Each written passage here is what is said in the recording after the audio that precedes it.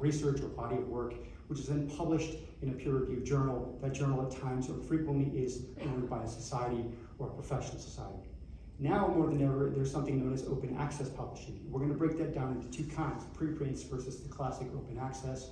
And really, this time you don't necessarily need a funder to publish your work. Although there are APCs or article processing charges, it's really more open to those who can actually present a body of work that's considered quality and can at least pay or have the APC charge waived, which is a little different from the traditional the traditional publishing mechanism. With the open access, the bottom line, the thing that's most important is that the publication is completely, freely, and open access to the public. A subscription is not required. So with that in mind, I'd like to mention a couple of the preprints. And this is bioRxiv, one of the biggest preprint servers out there.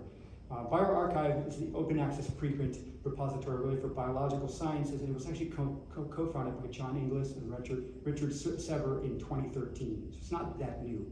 It's hosted by the Cold Spring Harbor Laboratory in the United States. And the bottom line is here is that preprints undergo basic screening and are checked against plagiarism. It's really the underlying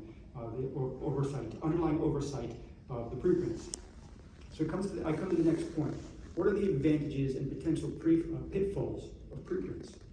Well, first thing we should know is that preprints are now part of the scholarly publishing process. This is a paper that was published not too long ago, in 2020 actually, looking at the rise of bioRxives or preprints and how these servers are changing the publishing process. What should be underscored here is that preprints have no formal peer review. We're going to get to the process of peer review shortly.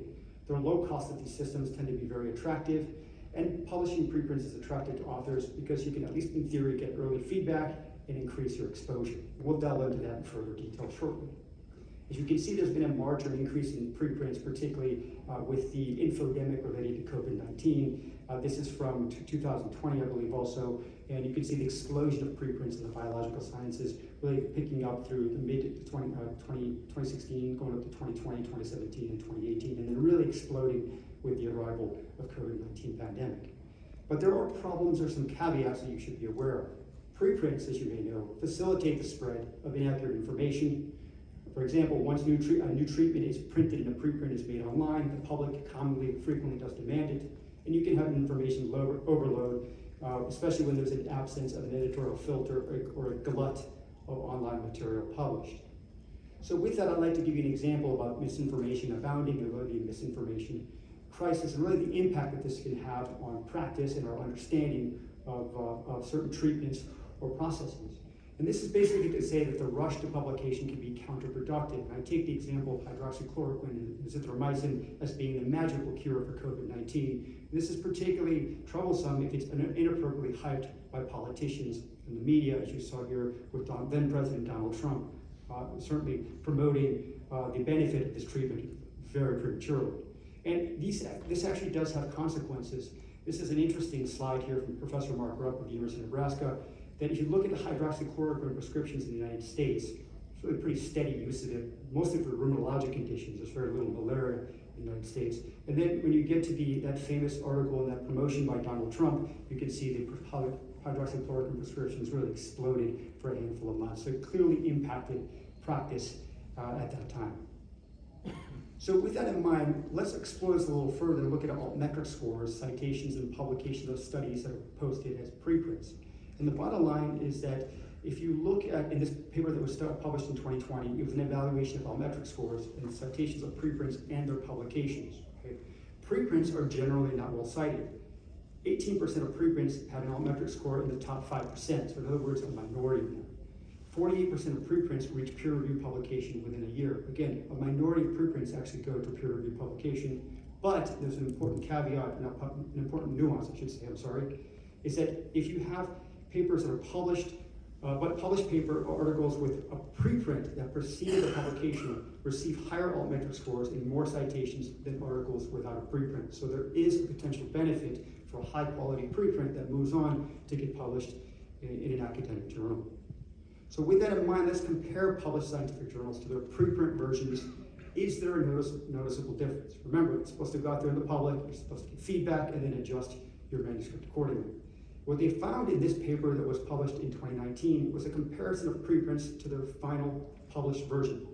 And in this, there were about 12,000 papers reviewed, of which 2,516 were actually published peer-reviewed journals. And bottom line was that generally there was little change between the preprint and the final published manuscript in the corpora, or the body of the text.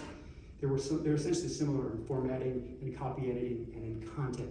Again, suggesting that high-quality preprints generally don't have much much editing done prior to being presented or submitted for manuscripts in peer-reviewed journals. In terms of preprints and the benefits outweigh the challenges, during the first year of submission in 2020, this meta-archive received 11,000, almost 12,000 submissions. 9% of the preprints received any comments, again the minority. 10% were published in peer-reviewed journals, once again minority. And the major perceived benefits, at least by the authors, was an increased speed of research communication and open access, free to read. So is the preprint the right choice for you? Well, reasons to publish in a preprint is to establish priority with scientific discoveries and breakthroughs. Of course, to increase visibility of research in an accelerated timeline, to receive feedback from peers to improve manuscripts, and to serve as evidence of productivity in grant writing, particularly in very competitive environments. As you know, the NIH and Wellcome Trust now allow investigators to cite preprints in grant applications. Those are certainly some of the many upsides. But with that in mind, let's switch gears and talk about open access publishing. Remember, in this model, the reader does not need a subscription to read the actual manuscript. It's freely available and downloadable. That's really important as we try to share information, which is really the theme. But with that, let me give you a very brief history of open access publishing. It's actually been around longer than we think, although it's become more relevant in the last couple of years.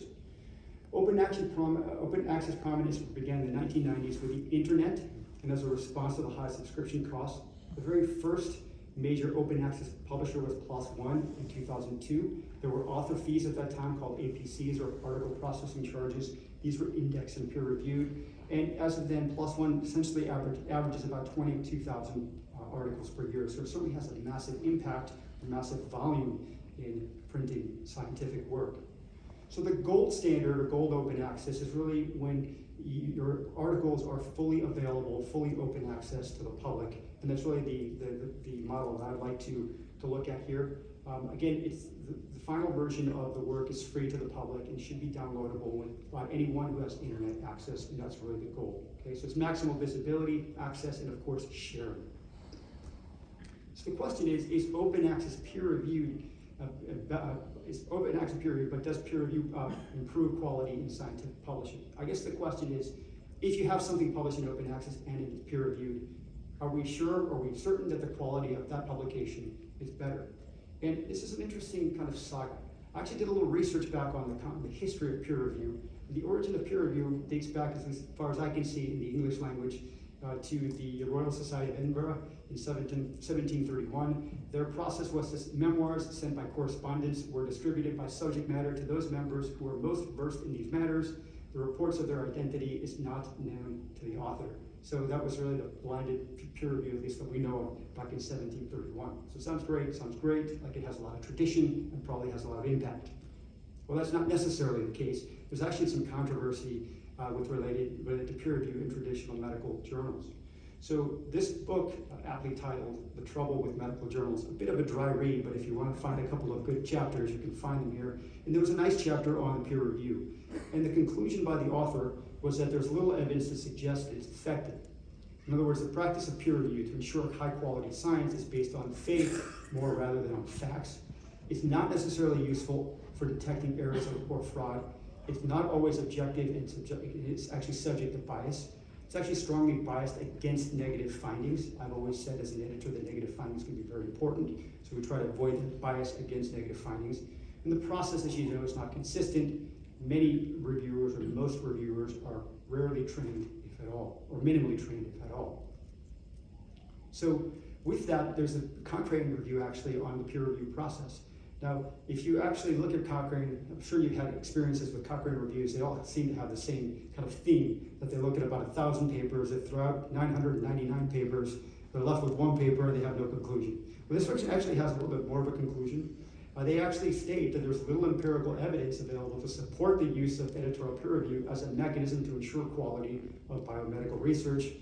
However, the absence of evidence on efficacy and effectiveness cannot be interpreted as evidence of their absence. Very clever in their wording. So what's my take on this? Well, the peer review is an imperfect process without a clear evidence that ensures quality. But nevertheless, it provides a mechanism for formal feedback with no clear superior alternative at this time. It's probably the best that we have at this time. And it's really the accepted process by editors, scientists, editors, and of course, writers. If you have better ideas for peer review, please share them with me. I would love to explore that further.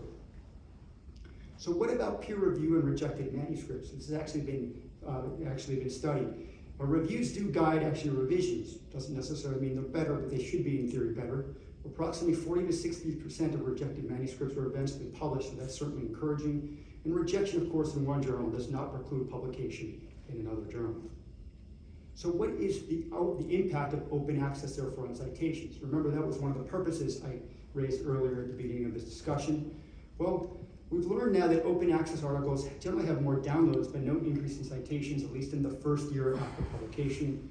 Open access may reach more readers than subscription access publishing, and that's really kind of the take-home message from this paper BMJ published actually in 2008, so it's a little old. More recently, if you look at this paper that was published in 2019, it's a review of 27,000 articles, and the bottom line was that it compared open or mandatory open access publications versus non-open access publication. And the mean citations increase with age for open access. Remember, citations may have not been greater in that first year, but they do increase over time. And using logistic regression analysis, the open access citation impact persisted when controlling for article age, impact factor, number of authors, references, pages, article type, country, etc. So this would suggest that open access does have an impact on citations in the long term. So in this paper, more recently published, it's a large-scale analysis of the prevalence and impact of open access articles. The bottom line here is that open access articles receive 18% more citations than average or non-open access articles, and this is really driven by the multiple different open access types. And you can see there are various open access models. Really, the most commonly one employed is really called the open access gold model. Now, many journals that are open access, which includes things like the International Journal of Infectious Disease, and even the journal where I work, have tried to provide a unique author experience. With that, they have things such as pre-flight checking your manuscript, working with editors to increase the quality of the paper, and really increase the visibility of published material using social media, such as Twitter, guidance on creating visual abstracts, linked podcasts, press releases, really for the most impactful publications. So with that, I'm going to change gears really briefly because I do want to mention something that is important to many of us in the audience, is what about publications and promotion and tenure? Well, publications still count or still valuable for this process. And there's a nice perspective here on how current scientific publications, what impact it may be having on scholarly communication and open access, and of course, promotion and tenure. So how will current publishing trends impact P&T? Well, as you know, many promotion and tenure success depends on the quality and quantity of publications. Many institutions continue to focus on journal prestige, at least by some institutions. And there's an evolving shift, however, in promotion and tenure policies, at least in North America. Essentially, most universities are really more interested in what is published, really, over where it is actually published. So it doesn't necessarily matter the journal as much as it did before. And of course, the Bill and Melinda Gates Foundations and the Wellcome Trust mandate open access publications now for their grant awardees. So that's a major shift in the process. Now I'm going to switch gears briefly to talk about the absence of head-to-head comparisons studies between preprints and open access and social media. So really, what's the difference? Well, we can make some kind of assumptions here. First of all, the new mantra in academic and scientific publishing is get visible or vanish. So during the COVID-19 pandemic, as we know, there was a rush to publish both in open access and preprint databases. Social media or SOME helps or may help or hinder the review process. It can crowdsource peer review for preprints, and a lot of low quality studies can gain undeserved audiences by way of social media. The big caveat here is that social media enables unethical promotion of scientific misinformation, leading to professional misconduct with limited penalty. So it really can be dangerous at times. But there are actually some interesting things to mention. I think that may be positive here, is that the take-home message in this particular assessment, looking at social media and research publication activity during early stages of COVID-19, is that preprint repositories allow individuals to claim space with dissemination enhanced by social media. So if you have high quality date work, and it's published either in preprint or as an open access. You're claiming the space, and you can have massive dissemination by social media. So I did have a disclaimer. I do work for antimicrobial stewardship and healthcare epidemiology. I will just say that our goals, I think, are very similar to the goals that you see in IGID and other society open access journals, is that the APC, or the article processing charge, should not be a barrier to production. Most of these societies have steep discounts for members, and of course, fees are waived from authors from low and middle income countries and authors from home institutions with read and publish agreements with the publisher, and of course, invited commentaries, reviews, and as with my journal and others, it can also be waived by the discretion of the editor-in-chief. So as we wrap up here, what about preprints versus open access? Which is better?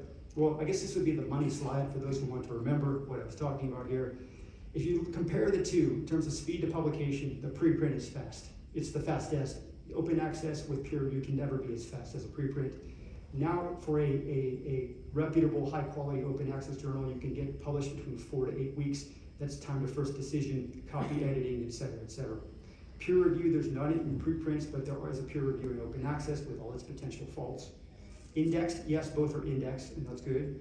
In terms of social media and altmetric scores, they're roughly about the same, with some suggestions, some sources suggesting there's greater social media or altmetric scores with open access.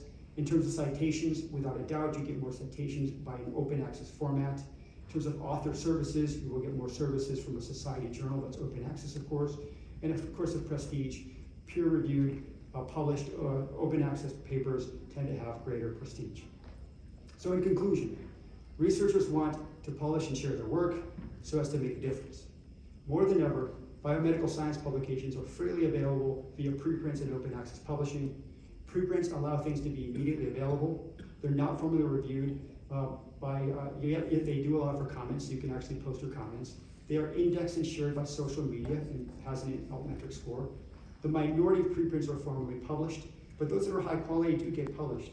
Less frequently cited, yet can be used to support grants and evolving work, so they certainly have their value. Open access publishing may be the way to go for many. It's relatively quick with a peer review and a publication. Peer review still exists, which remains the gold standard despite its faults. Open access publications are more commonly cited than non-open access publications. These are the ones that are closed or behind paywall publications or subscriptions. These are indexed and shared via social media. They tend to be more prestigious, which can be a boon for promotion of tenure considerations. Most of these society journals have author support services, same as for IGID and ISID's publications. And of course, article processing charges apply with opportunities for discounts or complete waivers and should never be a deterrent to publication. So I'm going to wrap up my discussion with Susan Sontag, really quoting what she says is interesting. Is the only interesting answers are those which destroy the questions. So my bias is strive to publish work which is novel and or thought-provoking, possibly controversial, and which truly adds to the body of literature of a given topic.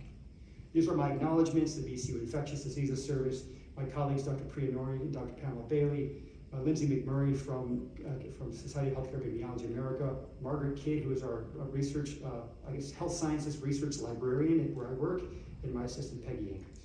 Thank you very much.